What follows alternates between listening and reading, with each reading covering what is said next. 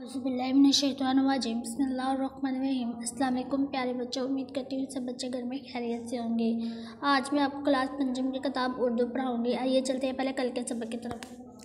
कल हमने पढ़ा था, अनवान था हमारा मादरे मिल्लत मोहतरमा फ़ातिमा जना। मादरे मिल्लत मोहतरमा फ़ातिमा जना, कल हमने इसकी मुकम्मल रीडिंग की थी। आज हम आइए चलते हैं आज के सबक की तरफ। आज हम इसकी मशक करेंगे, आज इसकी मुकम्मल मशक करेंगे।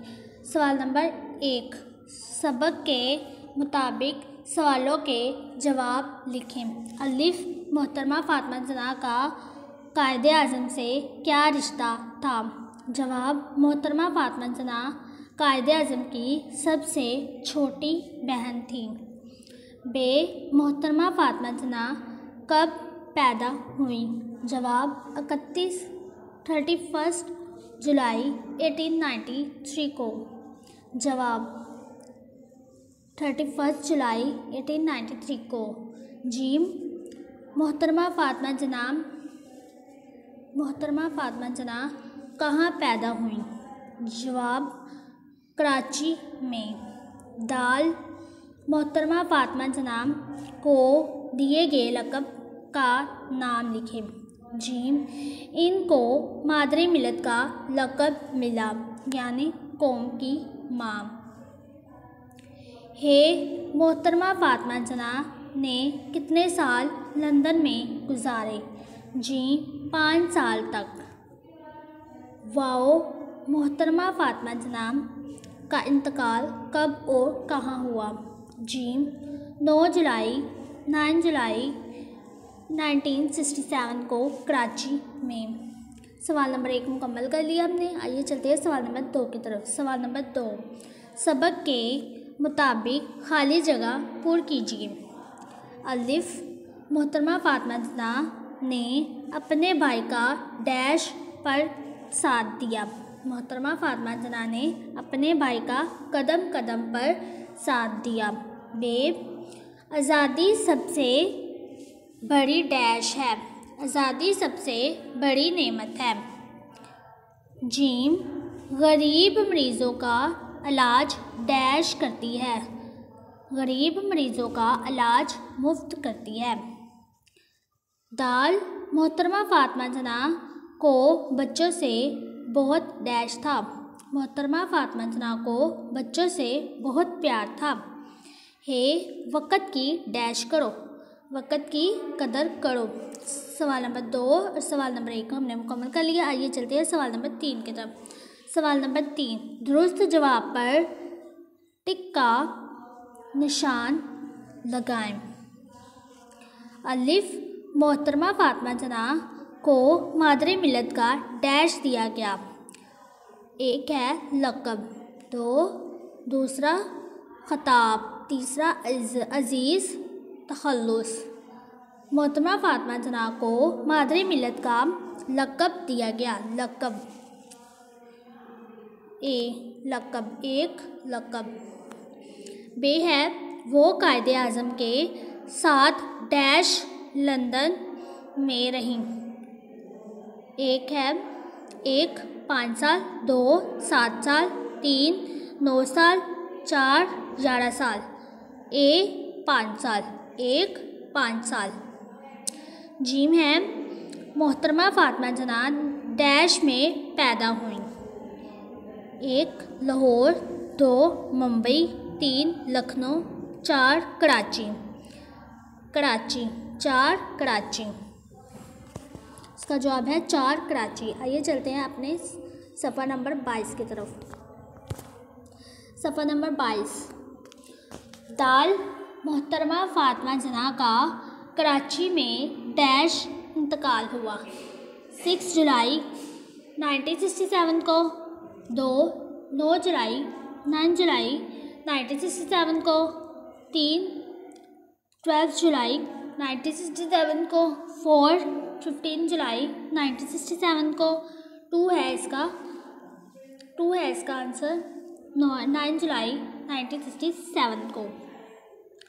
सवाल नंबर 1, सवाल नंबर 2, सवाल नंबर 3 मुकम्मल करिए। आज चलते हैं सवाल नंबर 4 की तरफ। सवाल नंबर 4, दिए गए अल्फाज को जुमलों में इस्तेमाल कीजिए।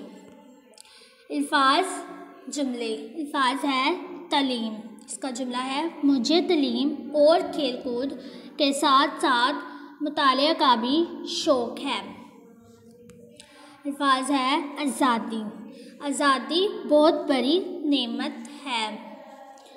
अल्फाज है भलाई, जुमला है हमें भलाई के काम करने चाहिए।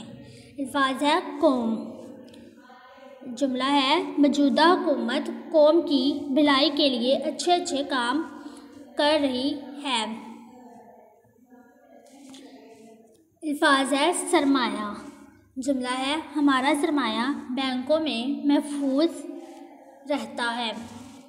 सवाल नंबर 5 है दर्ज झेल अल्फाज के लुगत से तलाश करके लिखिए। अल्फाज के मायने लुगत से तलाश करके लिखिए। अल्फाज मायने। अल्फाज है क़याम, इसका मायने है मुकीम होना। अल्फाज है इब्तिदाई, मायने है पहली। अल्फाज है बहलाई, मायने है बेहतरी। अल्फाज है अज़ीज़, मायने है प्यारा। अल्फाज है अतायत, मायने है फरमा बरदारी।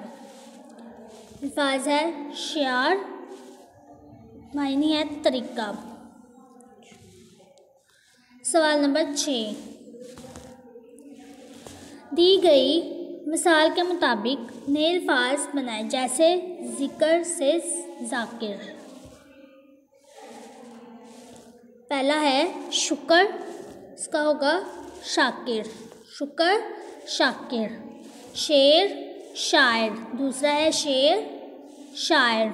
तीसरा है फ़ख्र फ़ाखर, फ़ख्र फ़ाखर। चौथा है नज़र, इसका होगा नाज़िर। ये चलते हैं अपने सवाल नंबर 7 की तरफ। सवाल नंबर 7 है सवाल नंबर 7 है बच्चे सोचकर बताएं कि दोनों बहन भाई ने एक दूसरे का कैसे साथ दिया। कायदे-आज़म और मोहतरमा फ़ातिमा जना ने कदम कदम पर एक दूसरे का साथ दिया। फ़ातिमा जना ने ख़वातीन को मुस्लिम लीग के प्लेटफॉर्म पर जमा किया और उनमें आज़ादी का जज्बा पैदा किया। कायदे-आज़म जनाब जहाँ भी जाते वो अपने भाई के साथ जाते। ख़वातीन में आज़ादी का शऊर पैदा करती, इनकी मदद करती। इनकी कोशिशों की बदौलत तहरीके इंसाफ घर घर फैल गई। उन्होंने अपनी सारी ज़िंदगी पाकिस्तान के क़याम की कोशिशों की नज़र कर दी और हुकूमत ने इनकी कोशिशों के सिला में इनको मादरे मिल्लत का खिताब दिया। कायदे-आज़म भी इनकी बहुत से मामलात में मदद करते थे। प्यारे बच्चों, उम्मीद करती हूँ सब बच्चों ने इसे अच्छे से सुना होगा। आज हमने सबक नंबर 6 की मुकम्मल मशक़ की है। सबक नंबर 6 की मुकम्मल मशक़ की है। सब बच्चे इसे अच्छे से याद करेंगे और सवाल नंबर 7 घर का काम करेंगे। सवाल नंबर 7 घर का काम अपनी नोटबुक पर करेंगे या शीट पर। उम्मीद करती हूँ सब बच्चों ने अच्छे से समझा होगा और इसका घर का काम करेंगे। कल फिर मुलाकात होगी एक नए सबक के साथ। अल्लाह आपको और मुझे अपने ज़ुबान में रखे। आमीन। शुक्रिया। अल्लाह हाफ़िज़।